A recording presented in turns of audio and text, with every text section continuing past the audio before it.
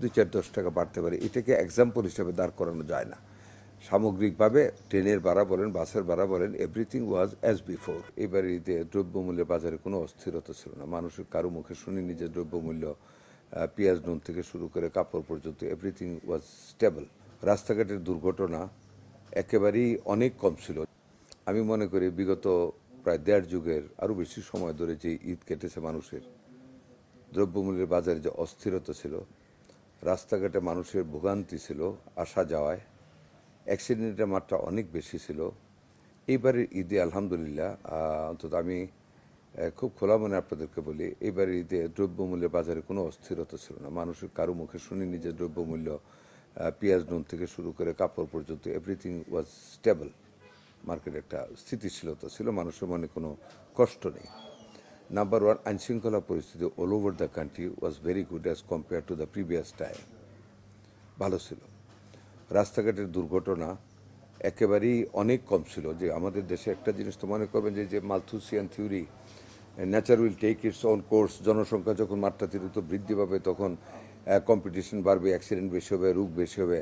ওই থিওরিতে গেলেও কিন্তু এবারে হাইওয়েগুলিতে ঈদের সময়ের যানজটের কারণে বা অতিরিক্ত স্পিডে গাড়ি চালানোর কারণে, ওই কিউ ধরার জন্য যাতে করে আগে ট্রিপ পায় বাসওয়ালারা, এইসব কারণেও অ্যাক্সিডেন্টের মাত্রা অনেক কম ছিল।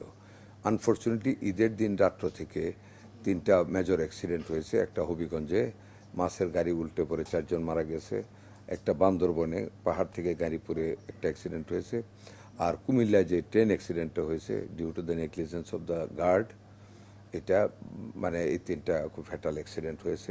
We are sorry for that. তো এটা বাদ দিলে নর্মালি রাস্তাঘাটের অবস্থা, অ্যাক্সিডেন্ট অনেকটা কম হয়েছে। ওয়েদারও ভালো ছিল, আল্লাহও সাহায্য করেছেন। সব দিক থেকে মিলে আমরা সবাই মিলে ভালো কেটেছি, এটা আমি বলতে পারি। আমি জানি না আপনাদের কি ফিলিংস। রেইনবো অলরাউন্ডার এক্সটেরিয়র পে বাড়ির বাহিরের দেয়ালের সুরক্ষা নিয়ে থাকুন নিশ্চিন্ত। সাথে পাচ্ছেন 10 বছরের ওয়ারেন্টি। এইটা অনেকে যারা নতুন যাত্রা করে তারা হয়তো ভাড়ার সম্বন্ধে আইডিয়া নেয়। ভাড়া তো কোনো হানে বৃদ্ধি করা হয়নি।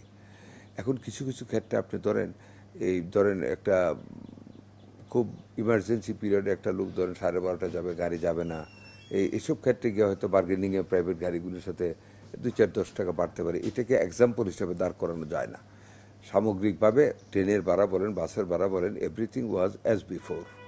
আগের মতো ছিল, জনমনে কোনো অসন্তোষ ছিল। এই হিসেবে আমরা ঈদটা ভালোই কেটেছে, আমি বলবো আলহামদুলিল্লাহ ভালোই কেটেছে।